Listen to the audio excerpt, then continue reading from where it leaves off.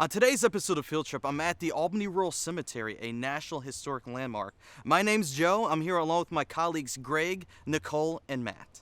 We're going to head to the cemetery office and speak with the cemetery's director, Dave, who's going to send us on a tour with some cemetery experts.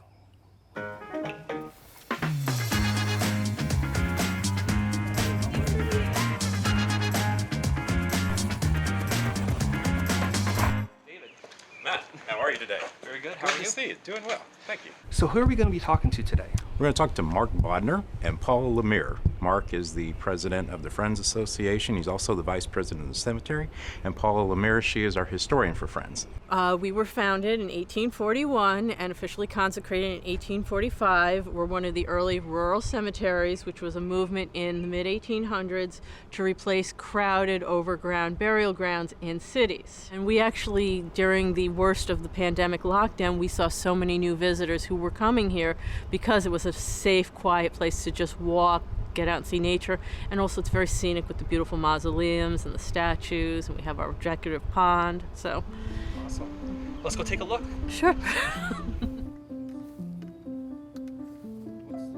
I'm Paul Grondal. I'm the director of the New York State Writers Institute at the University at Albany, but I spent 33 years as a reporter at the Times-Union, and while I was there, I worked on a book, a history of the Albany Rural Cemetery called These Exalted Acres. It was a really great learning experience for me because while I've been here to the cemetery many times and I knew quite a bit, I really learned from the people that know the cemetery best. And if you take time, it does take time, but this book will help give you a little background. The people at the cemetery office are really knowledgeable and very welcoming and helpful. You can also find some things on their website. You can really make it a day of discovery, of learning history, and just enjoying nature. We're in Section 6 here at Albany Rural Cemetery.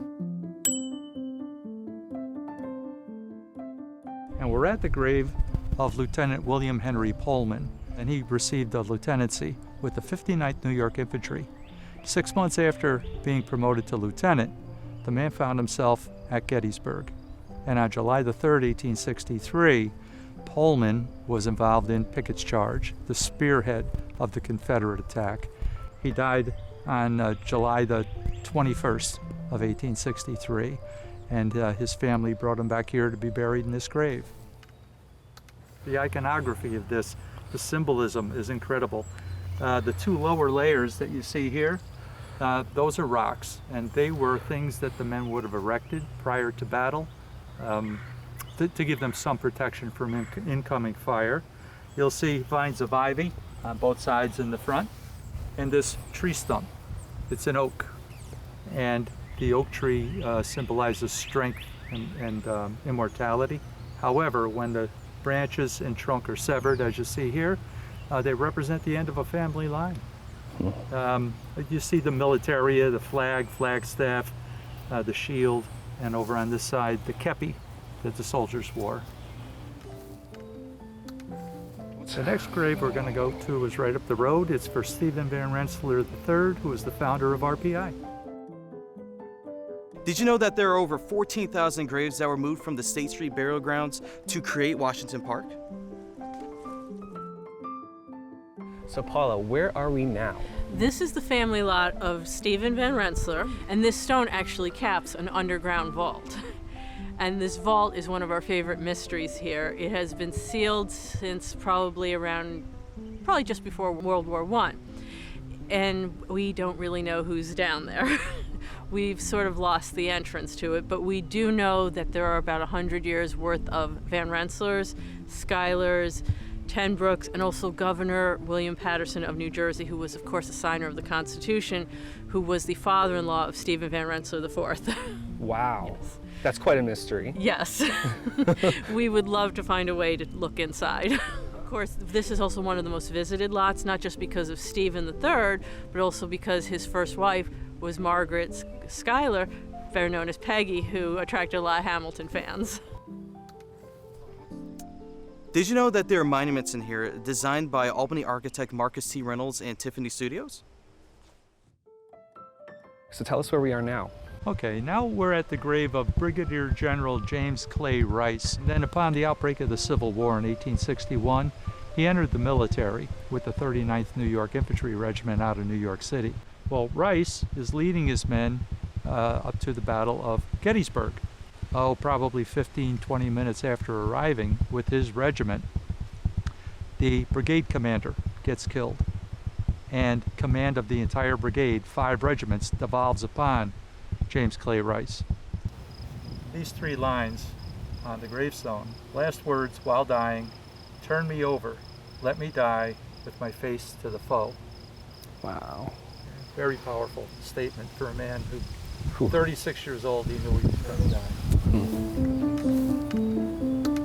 Did you know that there are 3 Civil War Confederate soldiers buried right here in Albany Rural Cemetery?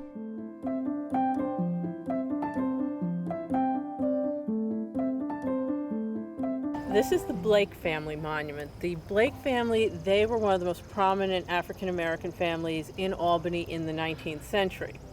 Adam Blake Sr. was actually born enslaved. He became the head of the household at the Van Rensselaer Manor. In fact, he led Stephen Van Rensselaer III's funeral procession in 1839. His son, Adam Blake Jr., went into the hospitality industry. Obviously, he would have learned quite a bit from his father's management of the manor house, and he went into the hotel business. He owned a hotel close to the Capitol, which was frequented by the legislature. When the new Capitol was built, that building had to be torn down, and he used the settlement that he got for that building to build what is now the Kenmore Hotel, which of course today still stands, and it's one of the most iconic buildings on North Pearl Street. And of course, as we know, it's being rehabbed beautifully, but the Kenmore Hotel is his legacy. And even his wife, she was a very strong-willed, intelligent woman. She lost her father at a young age. He was a barber who was killed in a shipwreck. When Blake died shortly after the death of one of their children, she took over management of the hotel and ran it successfully for a time after his death. Did you know that some of the tombstones here date back to the 1720s and some of them are even written in Dutch? Millionaires Row originally was called Mount Auburn Avenue. It was named after the original rural cemetery, but over the years it became popularly known as Millionaires Row because of all of these grand vaults that families would build along here. And this one is the vault of John Boyd Thatcher, who was one of the better known mayors of Albany. Not only was he mayor of Albany, he was the son of a mayor and he was the uncle of a mayor. So the family had quite a role in early Albany politics. Did you know that there are up to 100 Revolutionary War veterans buried here?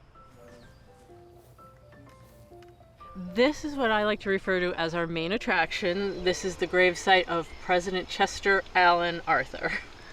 He was 21st President of the United States, and I think the number one question we get about him is, why is he here in Albany? His father, Reverend William Arthur, was pastor of a church in what's now Newtonville. So Arthur spent a lot of his youth in this area. He was a teacher in this area. He attended Union College. So his family had a plot here, and before he became vice president, his wife Nell died very young. And of course she was buried in the family plot. Arthur only served one term as president, partly due to health reasons. He had a severe kidney ailment, and he died very shortly after leaving office. So his wish was to be buried with his wife Ellen. So after a funeral in New York City, his body was brought up here by train for the burial here in Albany. The monument was erected after his burial. Money was raised by friends and donors. The monument was designed by Ephraim Kaiser, and it represents an angel laying a palm of victory on the tomb. And the tomb, of course, has that very classical design. However, contrary to belief, he is not buried inside that granite tomb. Where is he buried? He is buried right behind the tomb, next to his wife Ellen. And Arthur is basically buried right between us. He is buried, this is his wife's monument, his wife Ellen. It's a marble sarcophagus. It has this beautiful, somewhat Gothic style to it. And Arthur's grave, according to illustrations we have that are contemporary to his funeral, was laid right next to hers. Thank you for joining us on this episode of Field Trip. Submit your ideas at wmht.org/fieldtrip and tell us where you think we should go next.